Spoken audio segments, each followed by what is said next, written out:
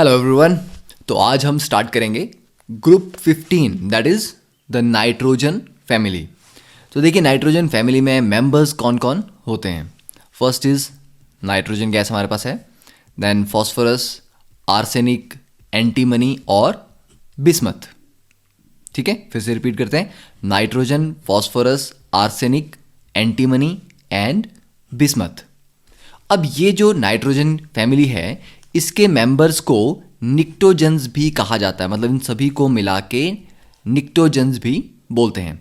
अब nitrogen family में important members कौन कौन से हैं जो आपको डे टू डे लाइफ में बहुत सारे ऑब्जेक्ट में अपने आसपास सराउंडिंग्स में मिलेंगे।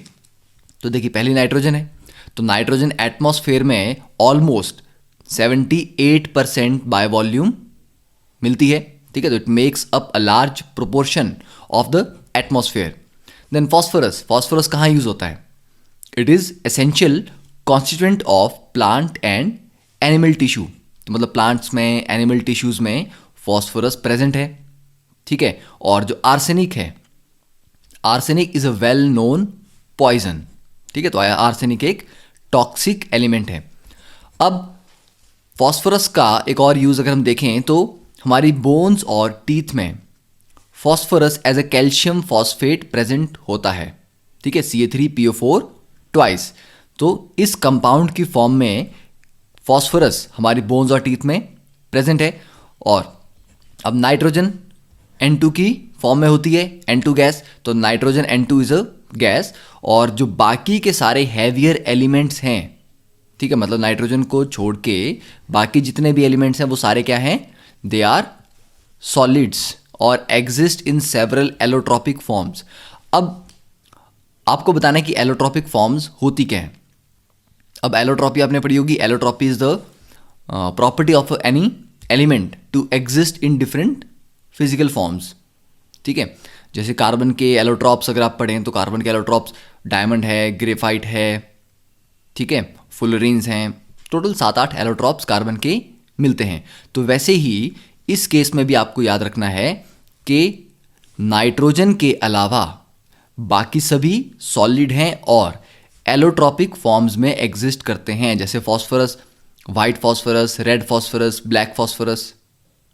ठीक है, तो इस तरह से सबकी अलग अलग एलोट्रॉपिक फॉर्म्स होती हैं। और नाइट्रोजन एटमॉस्फेयर में तो N2 गैस की तरह एग्जिस्ट करता है।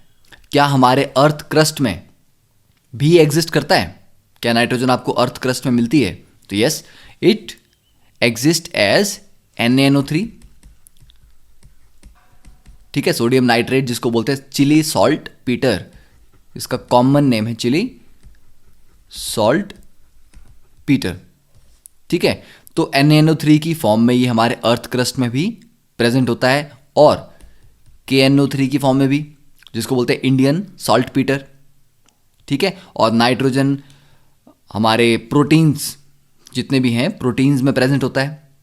ठीक है, तो प्लांट्स में बात करें या एनिमल्स में बात करें तो प्रोटीन्स में नाइट्रोजन भी प्रेजेंट होता है। अब नेक्स्ट डिस्कस करते हैं इंपॉर्टेंट इनकी प्रॉपर्टीज। देखिए प्रॉपर्टीज के लिए सबसे पहले हमारे जो मेंबर्स हैं nitrogen, phosphorus, arsenic, antimony, bismuth, इन सब के लिए जो एटॉमिक नंबर है Z वो यहाँ पर डिफाइन किया है हमने, 7, 15, 33, 51 और 83। कैसे याद रखने हैं आपको? 7 और 15 के बीच का गैप कितना है? 8 का। ठीक है, और 15 और 33 के बीच में कितना है? 18 का। ठीक है, तो ये गैप हो गया 8। उसके बाद 18, 33 और 51 के बीच में कितना गैप हो जाएगा? ये भी 18 का गैप है। और 51 और 83 के बीच में दिस इज 32। तो मतलब 8, 18, 18, 32। तो इस गैप पे इनका एटॉमिक नंबर होता है और एटॉमिक मास 14, 31। ठीक है, ये अप्रॉक्सीमेट वैल्यूज हैं। ठीक है, तो 14, 31, 75, 122 एंड 209। अब अगर इनके हम ऑक्साइड्स देखें, आपको पता है कि डाउन द ग्रुप जब भी हम जाते हैं तो डाउन द ग्रुप जाने पे बेसिक कैरेक्टर बढ़ता है। क्यों? क्योंकि मेटालिक कैरेक्टर बढ़ता है। ठीक है, तो मेटालिक कैरेक्टर बढ़ेगा तो बेसिक कैरेक्टर भी बढ़ेगा। तो अगर हम ऑक्साइड्स देखें, जैसे नाइट्रोजन के ऑक्साइड्स हैं N2O, NO2, ठीक है, N2O4, N2O5, तो ये जो ऑक्साइड्स हैं नाइट्रोजन के, ये जनरली एसिडिक होते हैं और कुछ न्यूट्रल भी होते हैं। फॉस्फोरस के ऑक्साइड देखें P2O3, P2O5, तो ये एसिडिक होते हैं। और उसके नीचे अगर हम जाएंगे तो एम्फोटेरिक स्टार्ट हो जाएंगे, मतलब इन दोनों के, आर्सेनिक और एंटीमनी दोनों के जो ऑक्साइड्स है वो एम्फोटेरिक होते हैं और बिस्मथ का ऑक्साइड बेसिक होता है। तो ये आपको ध्यान रखना है कि डाउन द ग्रुप जाते हैं तो बेसिसिटी बढ़ती है।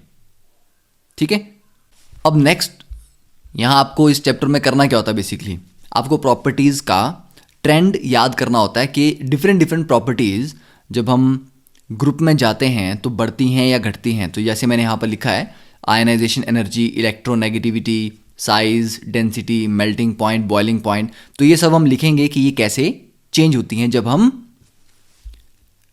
नाइट्रोजन से बिस्मथ की तरफ, मतलब डाउन द ग्रुप जाते हैं। तो देखिए, this is the table of properties from NCERT.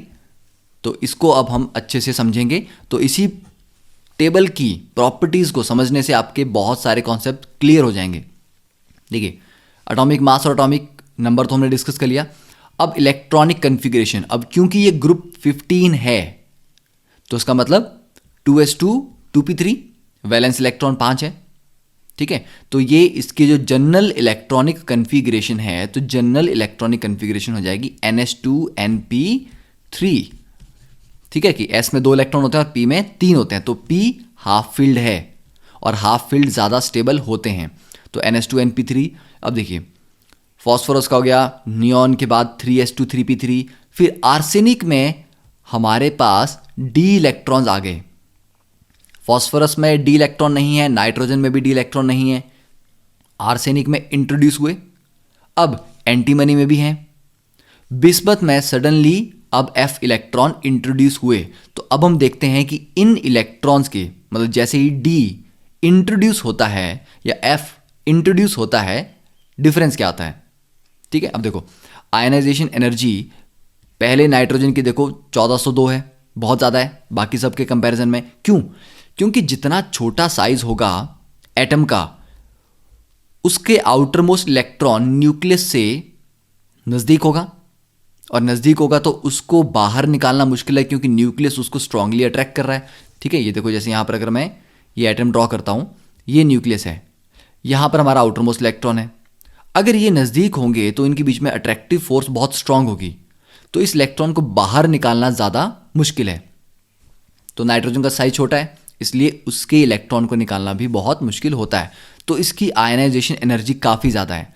दूसरा रीज़न ये भी है कि आउटर मोस्ट इलेक्ट्रॉन आप निकालोगे कौन सा, p वाला। ठीक है, और p कैसा है, हाफ फिल्ड।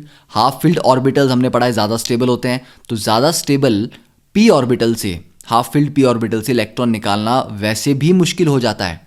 तो इसकी वजह से आयनाइजेशन एनर्जी थोड़ी और बढ़ जाती है।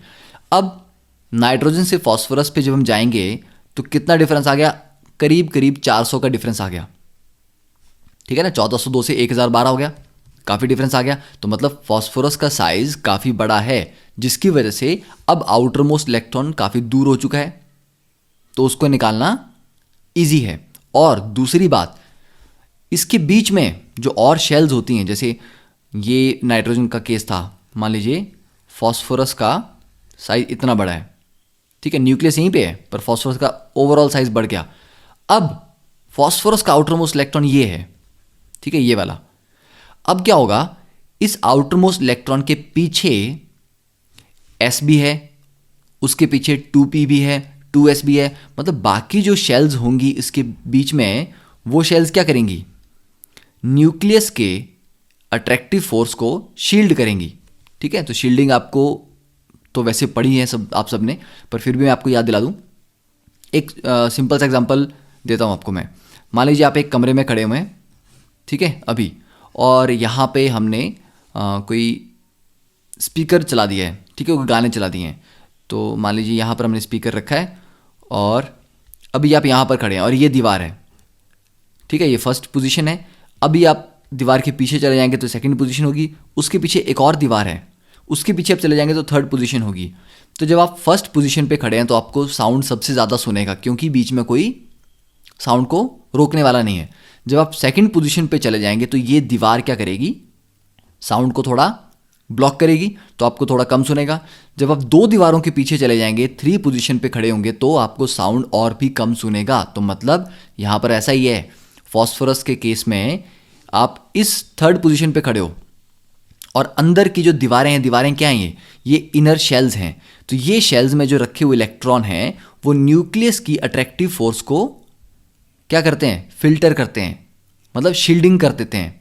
ठीक है, तो आउटर मोस्ट इलेक्ट्रॉन तक जो न्यूक्लियस की अट्रैक्टिव फोर्स जाएगी वो बहुत कम होगी, तो इसलिए उसको निकालना ईजी हो जाता है।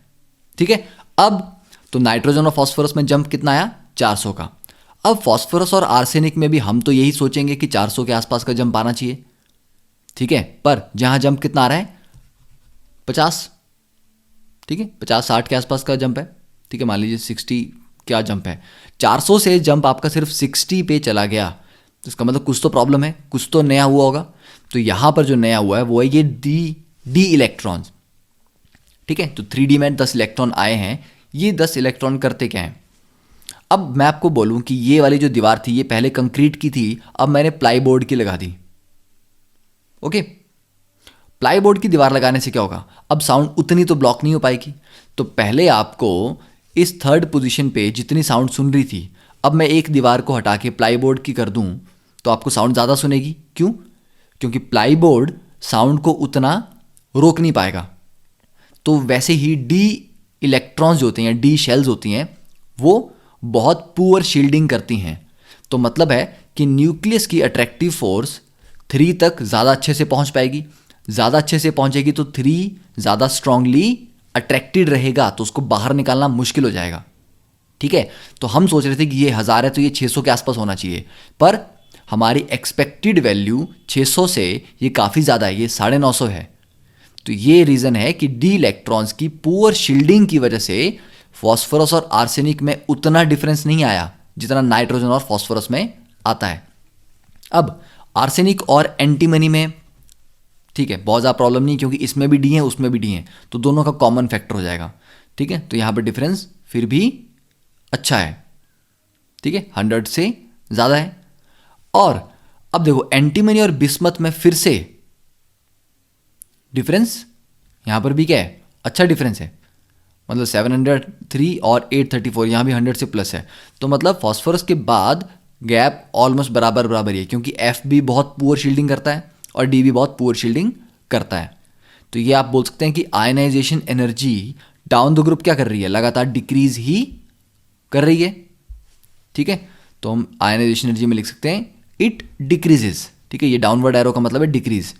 तो जब आप आगे तरफ जा रहे हैं मतलब ग्रुप में नीचे जा रहे हैं, तो आयनाइजेशन एनर्जी डिक्रीज कर रही है।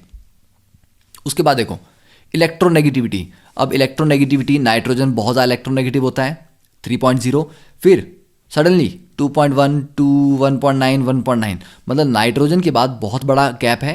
उसके बाद ये ऑलमोस्ट थोड़े थोड़े अमाउंट से चेंज होता है और फिर कांस्टेंट ही है। तो हम डायरेक्टली बोल सकते हैं कि इलेक्ट्रोनेगेटिविटी भी डिक्रीजेस डाउन द ग्रुप, और इसी में लिख लेते हैं कि antimony is equal to bismuth, इन दोनों की इलेक्ट्रोनेगेटिविटी बराबर है। ठीक है, नेक्स्ट साइज की बात करें, कोवेलेंट रेडियस। देखो डाउन द ग्रुप क्योंकि एक नई शेल ऐड होती है, तो आपने पढ़ा है कि डाउन द ग्रुप साइज तो बढ़ता है। 70 से 110 कितना का डिफरेंस आया, 40 का। 110 से 121 कितने का डिफरेंस आया, सिर्फ 11 का। तो यहां 40 बढ़े हैं तो यहां भी 40 बढ़ना चाहिए, पर क्यों नहीं बढ़े, क्योंकि डी इलेक्ट्रॉन्स की पुअर शील्डिंग हुई। अब अगर आउटर मोस्ट इलेक्ट्रॉन को ज़्यादा फोर्स मिलेगी, अट्रैक्टिव फोर्स न्यूक्लियस की, तो वो अंदर की तरफ थोड़ा अट्रैक्ट होगा, ज़्यादा अंदर आएगा, ज़्यादा दूर नहीं जा पाएगा ना। तो ज़्यादा अंदर आएगा तो साइज़ थोड़ा छोटा हो जाएगा। तो मतलब हम सोच रहे थे कि 70 से अगर ये 110 हुआ है तो अगला वाला भी 110 से करीब करीब 150 के आसपास तो जाना चाहिए। 150 की जगह ये 121 रह गया, मतलब उतना दूर नहीं गया आउटर मोस्ट इलेक्ट्रॉन, थोड़ा नज़दीक आ गया। क्यों? क्योंकि इन इफेक्टिव शील्डिंग की वजह से न्यूक्लियर ने इसको स्ट्रांगली अट्रैक्ट किया और थोड़ा अंदर ले आया, इसलिए साइज में उतना इंक्रीज नहीं आया। तो इंक्रीज तो आया है पर उतना नहीं। फिर 121 से 141, ठीक है, तो यहां पर करीब 20 का डिफरेंस है, क्योंकि ये भी डी है और ये भी डी है, दोनों में एक कॉमन पॉइंट आ गया। अब देखो डी के बाद जब सडनली एफ इंट्रोड्यूस हुआ तो डिफरेंस सिर्फ 7 का आया है, 141 से 148। ठीक है, क्योंकि एफ और भी ज़्यादा पुअर शील्डिंग करते हैं। यहां पर तो सिर्फ डी ही पुअर शील्डिंग कर रहे थे, या एफ भी कर रहे हैं, डी भी कर रहे हैं। ठीक है, तो डाउन द ग्रुप साइज बढ़ तो रहा है, पर स्टार्टिंग में गैप बहुत बड़ा था, उसके बाद गैप कम होता गया because of poor shielding of d and f shell electrons. तो size down the group simply हम बोलेंगे बढ़ ही रहा है, कोई एक्सेप्शन नहीं है। अब आयनिक रेडियस की बात करते हैं, तो यहां बच्चों को थोड़ा सा कंफ्यूजन रहता है।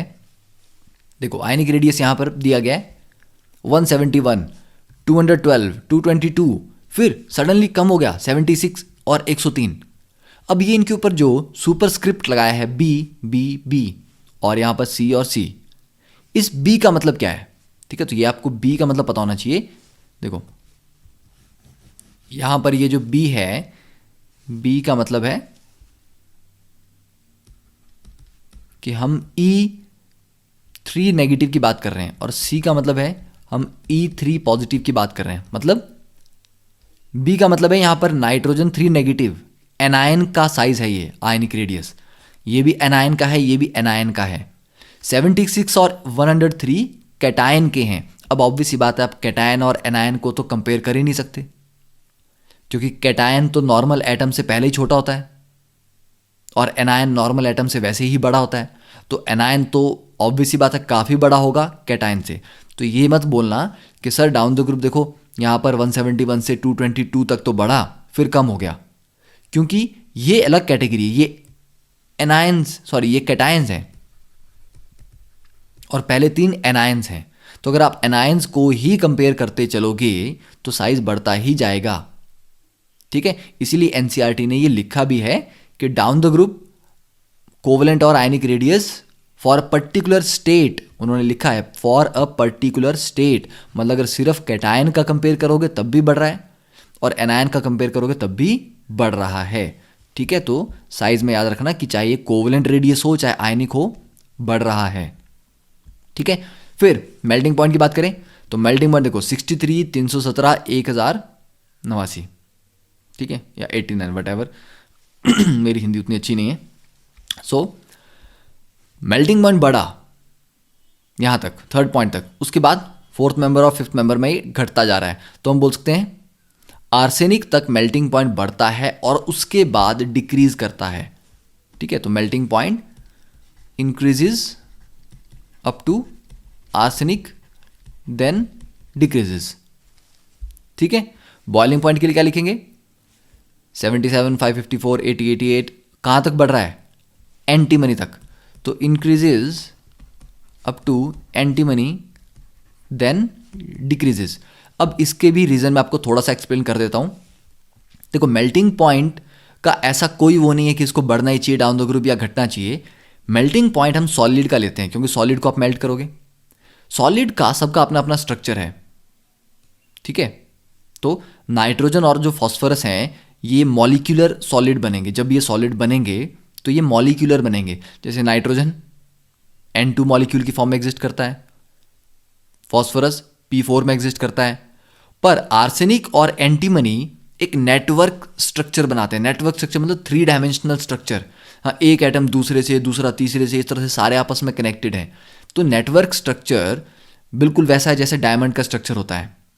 तो नेटवर्क स्ट्रक्चर में बॉन्डिंग बहुत स्ट्रांग होती है, क्योंकि सारे आपस में कनेक्टेड होते हैं, बहुत लॉन्ग चेन्स होती हैं, 3D नेटवर्क होता है। तो इसकी वजह से नेटवर्क सॉलिड्स का मेल्टिंग पॉइंट वैसे ही बहुत बढ़ जाता है। ठीक है, तो मेल्टिंग पॉइंट किस पे डिपेंड कर रहा है कि सॉलिड में एटम्स किस तरह से अरेंज्ड हैं। ठीक है, स्ट्रक्चर है कैसा। तो ये दोनों मॉलिक्यूलर सॉलिड्स बनेंगे, ये बनेंगे नेटवर्क सॉलिड्स। और बिस्मथ तो मेटल है। ठीक है, क्या है बिस्मथ? मेटल। तो बिस्मथ में मेटेलिक बॉन्डिंग होगी और मेटेलिक बॉन्डिंग बहुत स्ट्रांग वैसे ही नहीं होती, इसलिए इसका मेल्टिंग पॉइंट कम हो गया। और बॉइलिंग पॉइंट में ऐसा कुछ नहीं होता, क्योंकि बॉइलिंग पॉइंट में अब सारे लिक्विड बन चुके हैं। लिक्विड को बॉयल करना है तो कोई सॉलिड में ऐसा स्ट्रक्चर था वैसा स्ट्रक्चर था, उससे कोई मतलब हमें नहीं है। तो बॉइलिंग पॉइंट में ऑर्डर थोड़ा सिंपल रहता है। जैसे इंक्रीज कर ही रहे हैं, यहाँ तक इंक्रीज कर रहे थे फिर सडनली डिक्रीज करके, तो ये थोड़ी सी एक्सेप्शन है, पर बाकी इसमें कोई ज़्यादा प्रॉब्लम नहीं है। ठीक है, और डेंसिटी भी डाउन द ग्रुप इंक्रीज करती जा रही है। तो डेंसिटी भी डाउन द ग्रुप हम लिखते हैं इंक्रीज कर रही है, ठीक है। अब सेकंड चीज, इनकी जो फिजिकल स्टेट है, ठीक है, फिजिकल स्टेट आप मुझे बताओ कि nitrogen, phosphorus, arsenic, antimony, bismuth. अब नाइट्रोजन यहां पर क्या है, नाइट्रोजन और फास्फोरस ये दोनों हैं मेटल्स या non metals? These are typical non metals. Arsenic और एंटीमनी ये दोनों मिला के हैं मेटलॉइड्स, और bismuth is a typical metal, ठीक है। तो इतना याद रख लेंगे। तो इस लाइन को, ये जो प्रॉपर्टीज की हमने वेरिएशन लिखी है, इसको अगर आप याद रखेंगे तो काफी काम आपका आसान हो जाएगा। अब नेक्स्ट देखिए, all elements of this group are polyatomic. Polyatomic का मतलब क्या है? नाइट्रोजन अकेला N एग्जिस्ट नहीं करता, N2। फॉस्फोरस अकेला P नहीं होता, P4, ठीक है। आर्सेनिक भी पॉलीएटॉमिक फॉर्म में एग्जिस्ट करेगा। तो सभी के सभी element of this group are polyatomic, याद करना है। एक्सेप्ट नाइट्रोजन, सभी एलोट्रॉपी शो करते हैं, ठीक है, मतलब सभी अपनी एलोट्रॉपिक फॉर्म्स में एग्जिस्ट करते हैं। Physical properties reflect the change from, हाँ देखिए यही वो रीजन है जो मेल्टिंग पॉइंट का आपको बता रहा था, कि जो फिजिकल प्रॉपर्टीज हैं वो किस पे डिपेंड कर रही हैं? इंडिविजुअल स्ट्रक्चर पे, जैसे इंडिविजुअल मॉलिक्यूल्स, ठीक है। जैसे N और P नाइट्रोजन और फास्फोरस का मॉलिक्यूलर स्ट्रक्चर है। 2 नेटवर्क कोवलेंट सॉलिड, आर्सेनिक और एंटीमनी नेटवर्क कोवलेंट सॉलिड्स हैं, और बिस्मथ मेटल है, ठीक है। तो इसकी वजह से इनके मेल्टिंग पॉइंट वेरी करते हैं। फिर लार्ज एटॉमिक साइज, अब डाउन द ग्रुप अब जाएंगे तो साइज बढ़ता जाता है। साइज तो बढ़ रहा है पर मास उतना ज़्यादा नहीं बढ़ता, ठीक है। तो डेंसिटी क्या होती है? Mass upon volume. तो वॉल्यूम बढ़ रही है पर मास उतना नहीं बढ़ रहा, इसी वजह से डेंसिटीज बहुत हाई नहीं है, ठीक है। अब नेक्स्ट स्टार्ट करते हैं, oxidation states and trends in chemical reactivity, ठीक है। तो आयनाइजेशन एनर्जी तो मैंने देखो आपको डिफाइन कर दिया कि क्योंकि हाफ फिल्ड p ऑर्बिटल होते हैं और वो बहुत स्टेबल होते हैं, इसीलिए आयनाइजेशन एनर्जी ज़्यादा होती है, ठीक है। अब ये जो नेक्स्ट कैटेगरी है, oxidation states and trends in chemical reactivity, ये बहुत इंपॉर्टेंट है। क्यों? क्योंकि ऑक्सीडेशन स्टेट पे डिपेंड करता है कि किस तरह की प्रॉपर्टीज रहेंगी, ऑक्सीडाइजिंग नेचर होगी, रिड्यूसिंग नेचर होगी, किस तरह की वो प्रोडक्ट बनाएगा, हाइड्रोलिसिस में क्या होगा, ठीक है। तो देखिए कॉमन ऑक्सीडेशन स्टेट देखें तो कॉमन ऑक्सीडेशन स्टेट इस ग्रुप की क्या होती है? अब वैलेंसी कितनी है? आप बोलेंगे वैलेंसी 5 है, ठीक है। क्यों? क्योंकि वैलेंसी हम आउटर मोस्ट कन्फिग्रेशन जो है NH2NP3 है, तो 5 हैं। ऑक्टेट कंप्लीट करने के लिए कितने चाहिए? 3। तो अगर ये 3 गेन कर लें, क्योंकि नाइट्रोजन भी ज़्यादा इलेक्ट्रोनेगेटिव होता है, उसकी तो टेंडेंसी गेन करने की ही रहेगी ज़्यादातर, ठीक है। फॉस्फोरस की भी इलेक्ट्रोनेगेटिविटी ठीक है, बहुत कम तो नहीं है। तो 5 हैं और ऑक्टेट कंप्लीट करने के लिए 3 और चाहिए, तो 3 गेन कर सकते हैं, तो -3 अच्छे से शो कर सकते हैं ऑक्सीडेशन स्टेट। फिर वैलेंसी लूज भी तो कर सकते हैं, ये P में तीनों इलेक्ट्रॉन जो पड़े हैं ये इनको लूज कर सकते हैं, तो 3 लूज कर दिए तो +3, और ये P और S दोनों के ही लूज कर दिए, 5 के 5 तो +5। तो कॉमन ऑक्सीडेशन स्टेट्स हैं -3 +3 और +5, 4 नहीं है, क्योंकि अगर S जाएंगे तो दोनों जाएंगे, नहीं तो फिर नहीं जाएंगे, ठीक है। कुछ केसेस होते हैं जहां पर 4 भी आते हैं नाइट्रोजन का, पर कॉमन ऑक्सीडेशन स्टेट की हम बात करें तो कॉमन नहीं है +4, ठीक है। कॉमन ये 3 है। अब इनर्ट पेयर आपने पढ़ा हुआ, इनर्ट पेयर इफेक्ट, ठीक है। पर tendency to show -3 oxidation state decreases down the group, मतलब नाइट्रोजन तो बहुत अच्छे से शो करेगा -3, डाउन द ग्रुप जाओगे तो -3 शो करने वाले कम होते जाएंगे। क्यों? क्योंकि डाउन द ग्रुप क्या हो रहा है? साइज बढ़ता जा रहा है और मेटेलिक नेचर बढ़ रही है। मेटल्स इलेक्ट्रॉन लूज करना चाहते हैं, गेन नहीं करना चाहते। गेन कौन करते हैं? Non metals. तो non metals generally negative oxidation state show करते हैं, मेटल्स नहीं करते। मेटल्स हमेशा लूज करते हैं, उनकी पॉजिटिव होती है। तो डाउन द ग्रुप जाओगे तो -3 शो करने की टेंडेंसी कम होती जाएगी, और +5 की स्टेबिलिटी भी कम होती जाएगी, क्योंकि डाउन द ग्रुप ये जो अंदर वाले S इलेक्ट्रॉन है ये बॉन्डिंग में पार्टिसिपेट नहीं करना चाहते, ठीक है। दे आर रिलक्टेंट या दे आर इनर्ट, इसीलिए इसको बोलते हैं इनर्ट पेयर इफेक्ट। पेयर ये NS2, एस के जो 2 इलेक्ट्रॉन है ये पेयर, इनर्ट मतलब नहीं चाह रहा पार्टिसिपेट करना बॉन्डिंग में, ठीक है, तो ये इनर्ट हो जाते हैं। अब क्यों इनर्ट होते हैं उसका रीज़न सारा एनर्जीज पे है कि कुछ ऐसा है कि ये एस डाउन द ग्रुप जाओगे तो क्या होगा, 4s 5s 6s इस तरह से चलेंगे ना, ये एस ऑर्बिटल इतना बड़ा हो जाता है साइज में कि इसकी ओवरलैपिंग बहुत अच्छी होती नहीं है। अच्छी ओवरलैपिंग नहीं होगी तो बॉन्ड बहुत अच्छा नहीं बनेगा, बहुत स्ट्रांग नहीं बनेगा।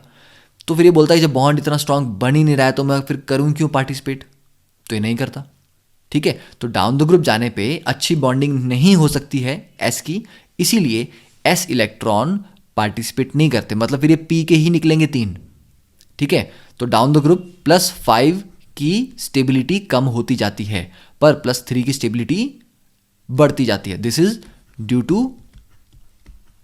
Inert pair effect. तो ये हमने प्रीवियस चैप्टर में भी पढ़ा हुआ है, ग्रुप 13 में, ग्रुप 14 में, ठीक है। अब देखिए नाइट्रोजन एग्जिबिट्स, तो नाइट्रोजन +1 +2 +4 ये सभी ऑक्सीडेशन स्टेट शो करती है। कब, जब ये ऑक्सीजन के साथ रिएक्ट करती है। क्यों, क्योंकि ऑक्सीजन नाइट्रोजन से ज़्यादा इलेक्ट्रोनेगेटिव है, तो ऑक्सीजन खींच लेगी, नाइट्रोजन को लूज करने पड़ जाएंगे, इसलिए नाइट्रोजन के ऊपर पॉजिटिव चार्ज आ गया, मतलब पॉजिटिव ऑक्सीडेशन स्टेट आई। तो पॉजिटिव ऑक्सीडेशन स्टेट तभी आती है जब आप अपने से ज़्यादा इलेक्ट्रोनेगेटिव के साथ बॉन्ड बनाते हैं, ठीक है।